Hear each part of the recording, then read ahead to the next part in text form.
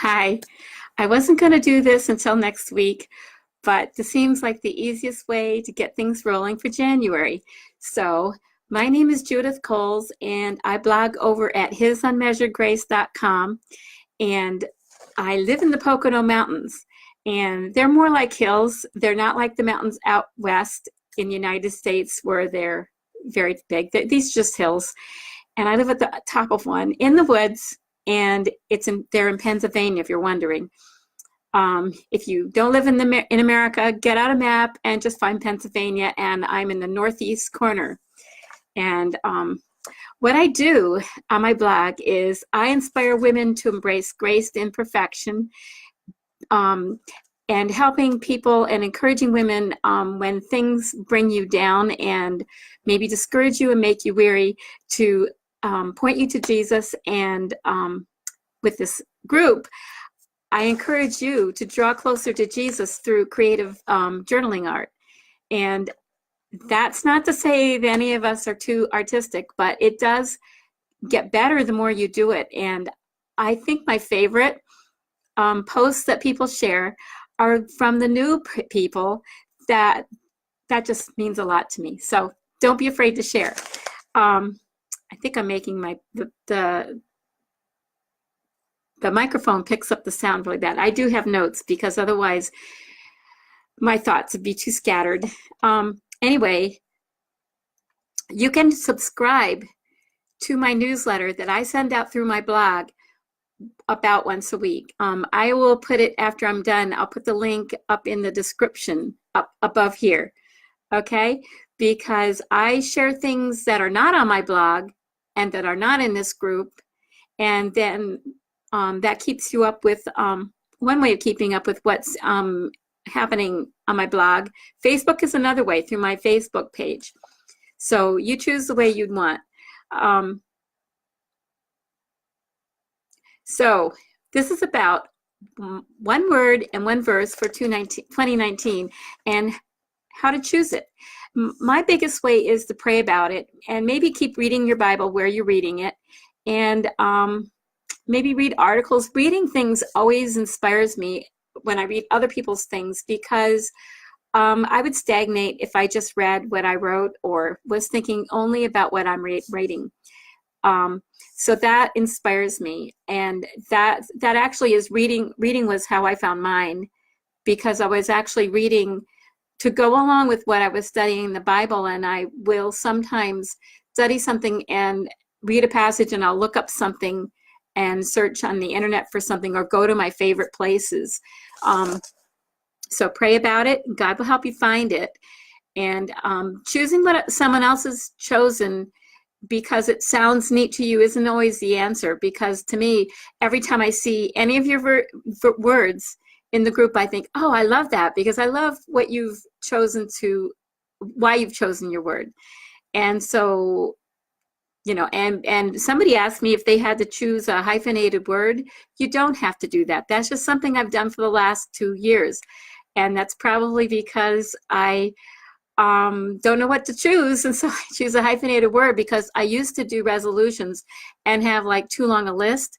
So it's probably the remnants of that. And I have a little book. I don't have it right here. I have it where I do my drawing and where I do my quiet time. Because if I did it here, if you saw, you can see behind me the room. There's no pictures up yet. I have them, but I haven't put them up because I'm terrible at doing that. The place where I read my Bible is just writing my Bible and journal. Because if I did here, if I showed you a picture, that little desk is a mess. It looks so neat, doesn't it? When you see things on a screen, it looks perfect. So I have a little book, and I have a little one because I don't want it mixed up in other ways that I journal notebook, you know, so I can find it. And so I can do better at focusing on it this year, because I am really bad at forgetting my word or forgetting my resolutions partway through the year, even partway through January. And I am going to be more intentional at trying to remember what my word is and where I'm going this year, because what I find is, I'll give you an example. I think joy was the first word that I chose in 2013. And it was because I desired to have joy, and I was so melancholy and almost like sad, and just I couldn't smile. I'm not kidding. When I'd get laughing with my kids or with somebody else, I feel like my face was cracking because I wasn't used to using those muscles. It had been so long, or so seldom, because life was just hard then. What I do also is I use cross references in looking up my verse or things about my word. And I have a verse for my word this year. I'm not sure if I did every year, but I always, because of that verse, like one year I think I had grace, and the year I had joy, I would look up verses about joy and write them out. I love writing them out. It really does something for you. So if you don't, I encourage you to write out a verse or two a day. And you know, what I have seen is, I think what I was saying about joy is how it plays out in your year, because situations, I can use joy as an example because I think I chose it for 2 years because the years passed, so now I can look back, and by reflecting I can see what it did. God gave me joy. I couldn't work it up myself. You can put a smile on your face and you can be happy and try to fake it or whatever. Now that helps, but Christ indwelling me is what gave me joy through circumstances that were so hard and so difficult that it just amazes me to look back and think I got joy. God gave me joy through that. That's like incredible. And so I don't know what this year is. My word is Christ exalting, because I want Christ to be exalted in me and through everything I do. And that might mean that things are hard. And as the year started, my mother, she is very, very sick. She's doing much better, but she's 97. So my dad just passed away not even 3 months ago, almost 3 months ago. So that with her being 97, I mean, the reality is that she might live to 100, maybe 101. We don't know, but it could be sooner, it could be later. So I don't know what this year holds. So I want Christ to be exalted in everything. And I'm saying that now without knowing what is coming like ahead. So I just hope I can do that. And the only way I can is through, while things are fine now, is learning to walk with Christ in me. Starting on January 14th, I am going to once again be joining up with Good Morning Girls in the book that they're doing. I did this until maybe a little bit over a year ago, and when she stopped for a while, and then I just, for whatever reasons, neglected to get started with it again. So you'll be hearing about it. You can do it with me if you want or not. It doesn't matter, but I will choose my journaling weekly verse from John, from what I'm reading, or those week. And what the way it works is that I will only read one chapter a day for 5 days a week until it's done. I forget when it's done, but I'm doing it along with them through my blog. I'll do it. I might post about John once a week, and I'm not sure. I haven't decided yet. This is all in the works. And I will also be journaling about it. And I have penciled out 2 pictures in John already, because my goal is to journal every page in John. And I just got a new Bible my husband gave me. Well, I kind of wanted it because he wouldn't have known how to find it. But it's beautiful. And the thing that's neat about it is that the margins are much bigger, no lines, and there's like so much more space to journal, because I don't too often, I never cover up the words.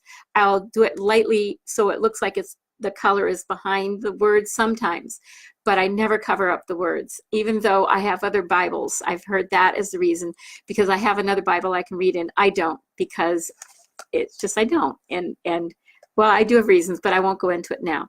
So,